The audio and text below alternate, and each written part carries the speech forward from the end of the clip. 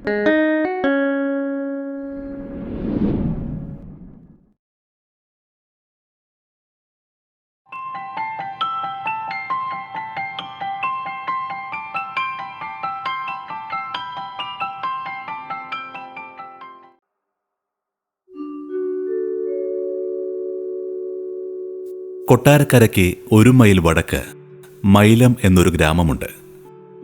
ഒരമ്പലവും ഒരു പള്ളിയും ഒരു പകുതി കച്ചേരിയും മദ്യനിരോധനം വരുന്നതിനു മുൻപ് ഒരു കള്ളുഷാപ്പും ഉണ്ടായിരുന്നൊരു ഗ്രാമം. അവിടെയാണ് ലൂക്കോസ് ജീവിച്ചത്. ലൂക്കോസ് കൃഷിക്കാരനായിരുന്നു. കാരണം ലൂക്കോസിന്റെ അപ്പനും അപ്പന്റെ അപ്പനും അയാളുടെ അപ്പനും കൃഷിക്കാരായിരുന്നു. ലൂക്കോസിന്റെ മക്കൾ കൃഷിക്കാരാവുകയില്ല.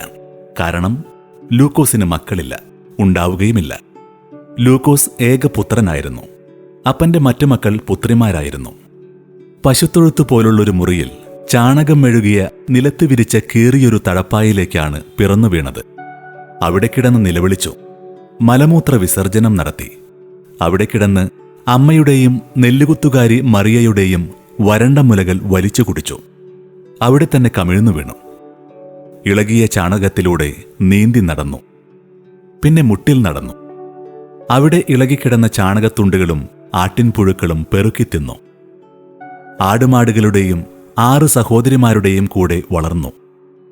മുറ്റത്തെ മാവിന്റെയും കിണറ്റുകരയിലെ പൂവൻ വാഴകളുടെയും പറമ്പിലെ കപ്പയുടെയും കൂടെ വളർന്നു. ആരോ എടുത്ത് പള്ളിയിൽ കൊണ്ടുപോയി ലൂക്കോസ് എന്ന് പേരിട്ടു. എല്ലാവരും ലൂക്ക എന്ന് വിളിച്ചു. കുറെ വളർന്നപ്പോൾ ലൂക്കോസ് കന്നുകാലിയെ അഴിച്ചുകൊണ്ട് പരുത്തിമലയിലും കൊയ്ത്തുകഴിഞ്ഞ പാടത്തും പോയി. കന്നുകാലിയെ മേയാൻ വിട്ടിട്ട് പിള്ളേരുടെ കൂടെ കളിത്തട്ട് കളിച്ചു. തിരിച്ച് വീട്ടിലെത്തിയപ്പോൾ അപ്പൻ തല്ലി. എന്നിട്ടും ലൂക്കോസ് കന്നുകാലിയെ മേയ്ക്കാൻ ഇഷ്ടപ്പെട്ടു. അപ്പൻ ലൂക്കോസിനെ മണ്ണിലേക്ക് ഓടിച്ചുവിട്ടു. കിളയ്ക്കാൻ പറഞ്ഞു, കുഴിവെട്ടാൻ പറഞ്ഞു. ചേനയും കാച്ചിലും കപ്പയും കുഴിച്ചു വയ്ക്കാൻ പറഞ്ഞു.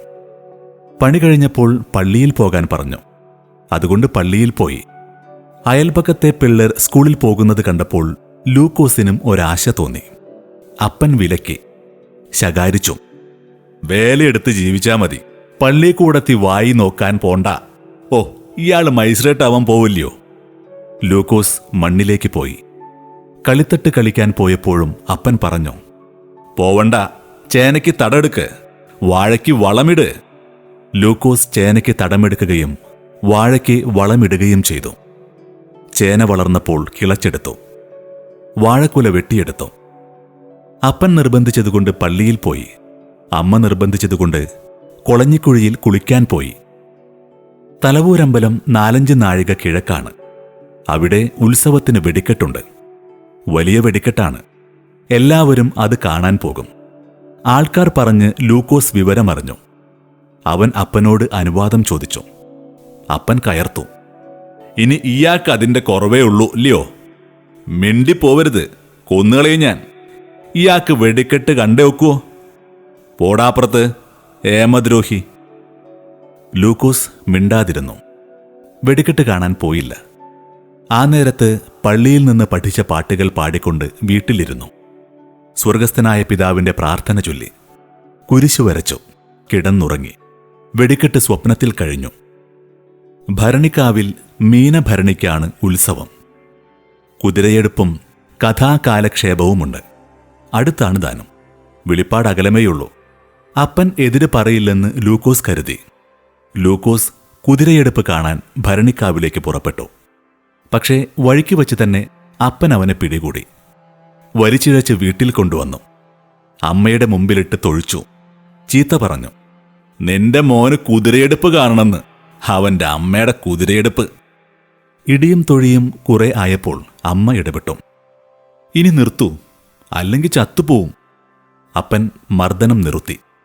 ശരീരം നിറയെ ചുവന്ന തടിപ്പുകളുമായി ലൂക്കോസ് മുറിക്കുള്ളിൽ കയറിക്കിടന്നു. മണ്ണും പള്ളിയുമായി ലൂക്കോസ് വളർന്നു. ലൂക്കോസ് മണ്ണിനെ ഇഷ്ടപ്പെട്ടു. മരങ്ങളെ ഇഷ്ടപ്പെട്ടു. അപ്പനമ്മമാരെയും കളിത്തട്ടുകളിയെയും ഉത്സവങ്ങളെയും പള്ളിയെയും വെറുത്തു. വളർന്നപ്പോൾ ലൂക്കോസിന് ശക്തി കൂടി. കൈകാലുകളിൽ മാംസപേശികൾ ഉരുണ്ടുകയറി. അപ്പോഴേക്കും ലൂക്കോസിന്റെ അപ്പൻ തളർന്നിരുന്നു. 6 പെൺമക്കളെ പറഞ്ഞുവിട്ടതോടെ അയാൾ അവശനായി. ദേഹബലം കുറഞ്ഞു. എല്ലുകൾ തെളിഞ്ഞു. അയാൾക്ക് പണിയെടുക്കാൻ വയ്യാതായി. ലൂക്കോസ് പണിയെടുത്ത് തന്തയെയും തള്ളയെയും പോറ്റി. അപ്പോൾ ലൂക്കോസ് അപ്പനായി. അപ്പനമ്മമാർ അവനെ ശകാരിക്കാതായി, നിയന്ത്രിക്കാതായി. ലൂക്കോസിന് എവിടെ വേണമെങ്കിലും പോകാമെന്നായി, എന്തു വേണമെങ്കിലും ചെയ്യാമെന്നായി. പക്ഷേ ലൂക്കോസ് വിശേഷിച്ചെങ്ങും പോയില്ല, വിശേഷിച്ചൊന്നും ചെയ്തുമില്ല. രാവിലെ മണ്ണിലേക്കിറങ്ങി, മണ്ണിൽ പണിയെടുത്തു. കന്നുകാലികൾക്ക് തീറ്റ കൊടുത്തു, അവയെക്കൊണ്ട് വേല ചെയ്യിച്ചു. കാലത്ത് പഴങ്കഞ്ഞി കുടിച്ചു, ഉച്ചയ്ക്ക് പോക്കഞ്ഞി കുടിച്ചു. വൈകിട്ട് കപ്പയും മീനും ചോറും തിന്നു. ഞായറാഴ്ച പള്ളിയിൽ പോയി. അതിനുവേണ്ടി വെള്ളമുണ്ടും വെള്ള ഷർട്ടും ധരിച്ചു. മറ്റു സമയങ്ങളിൽ തോർത്തുമുണ്ടുടുത്തു. തലവൂരമ്പലത്തിൽ വെടിക്കെട്ട് വന്നു. ഭരണിക്കാവിൽ കുതിരയെടുപ്പ് വന്നു. ലൂക്കോസ് തന്റെ പണിയിലല്ലാതെ മറ്റൊന്നിലും താൽപ്പര്യം കാണിച്ചില്ല. പശുക്കിടാങ്ങളെ കെട്ടിപ്പിടിച്ചു. വാഴക്കൈയിന്മേൽ ഉമ്മ വെച്ചു. മാവിനെ പുണർന്നു. ചിലപ്പോൾ രാത്രിയിൽ ഉറക്കത്തിൽ നിന്ന് പിടഞ്ഞെഴുന്നേറ്റ് പുറത്തേക്കിറങ്ങി കിണറ്റുകരയിലെ പൂവൻ വാഴയെ കെട്ടിപ്പിടിച്ച് നിന്ന് സ്വകാര്യം പറയും. ഒരിക്കൽ ലൂക്കോസ് കിളിച്ചുണ്ടൻ മാവിനെ കെട്ടിപ്പിടിച്ച് കണ്ണും പൂട്ടി നിൽക്കുന്നത് അവന്റെ അമ്മ കണ്ടു. അവർ അന്ധാളിച്ചുപോയി. ലൂക്ക, അവർ വിളിച്ചു. ലൂക്കോസ് ഞെട്ടിത്തിരിഞ്ഞപ്പോൾ അമ്മ തിരക്കി. നീ എന്തോ നാടായി കാണിക്കുന്നേ? ഒന്നുമില്ല. ലൂക്കോസിന്റെ മുഖം നാണം കൊണ്ട് ചുമന്നിരുന്നു. അവന്റെ അമ്മ രാത്രിയിൽ ഭർത്താവിനോട് താൻ കണ്ടത് പറഞ്ഞു. അയാൾ ചിരിച്ചു. അവൻ എന്റെ മോനാടി. വേലയെടുക്കുന്നോന് അവനുണ്ടാക്കിയ വകയോട് മക്കടെ കണക്ക് സ്നേഹ എന്ന് വിചാരിച്ച് നിങ്ങൾ മാവിനെ കെട്ടിപ്പിടിക്കാൻ പോണുണ്ടോ? എനിക്ക് കെട്ടിപ്പിടിക്കാൻ നീയില്ലോടി. കിഴവൻ ഇത്തിരി അടുത്തേക്ക് നീങ്ങിക്കിടന്നു. ദാണ്ടേ, വായിരിക്കുന്നതൊന്നും കേൾക്കരുത്. മുതുക്കൻ കൊഞ്ചാൻ വന്നിരിക്കുന്നു. നിന്റെ തന്തയാടി മുതുക്കൻ. നിങ്ങൾ ചീത്ത പറയാതെ കാര്യം പറയുന്. ഇപ്പോഴെന്തു ചെയ്യും? എന്തു ആടി? ചെറുക്കന് പ്രാന്ത് പിടിക്കും. അതിന് ഞാനെന്തോ വേണം? എന്റെ കർത്താവേ, ഇങ്ങൊരു മനുഷ്യനാണോ? അറിഞ്ഞില്ലോടി ഇതുവരെ? നിങ്ങൾ ഞാൻ പറയണതൊന്ന് കേൾക്കുവോ? പറഞ്ഞു തൊലക്കി പിശാശേ. അവൻ ഒരെണ്ണത്തിനെ കെട്ടിച്ചുകൊടു. പിന്നെ അവൻ മാവേ തൂങ്ങാൻ പോകത്തില്ല. അത് ശരിയാ, നിനക്കും ബുദ്ധിയുണ്ട്. താമസിയാതെ അപ്പനും അമ്മയും ചേർന്ന് ലൂക്കോസിന് പെണ്ണ് തേടാൻ തുടങ്ങി. ഒടുവിൽ ഒരേർപ്പാട് ഏകദേശം ശരിയായി. അപ്പൻ ലൂക്കോസിനെ വിളിച്ചു. ലൂക്കോസ് വിളി കേട്ടു. നിനക്ക് എന്ന് ഇങ്ങനെ ഇരുന്നാ മതിയോ? അപ്പൻ ചോദിച്ചു. ലൂക്കോസ് മിണ്ടിയില്ല. വായി നാക്കില്ലയോടാ? ഉണ്ട്. എന്നാ പിന്നെ ചോദിക്കുന്നതിന് ഉത്തരം പറ. മതിയോന്ന്? മതി. ആ, അത് നീയാണോ തീരുമാനിക്കുന്നേ? എന്നാ പറ. അങ്ങനെ വഴിക്കുവാ. ലൂക്കോസ് മൗനം പാലിച്ചു. എടാ. എന്തോ?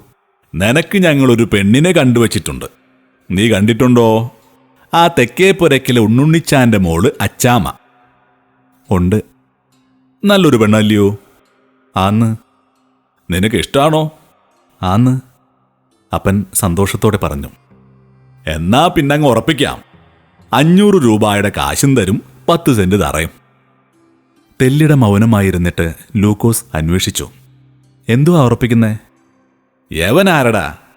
അപ്പൻ അന്താളിച്ചു. കല്യാണം, പിന്നല്ലാതെന്തുവാ? എനിക്ക് വേണ്ട. എന്തോ വേണ്ടെന്ന്? കല്യാണം.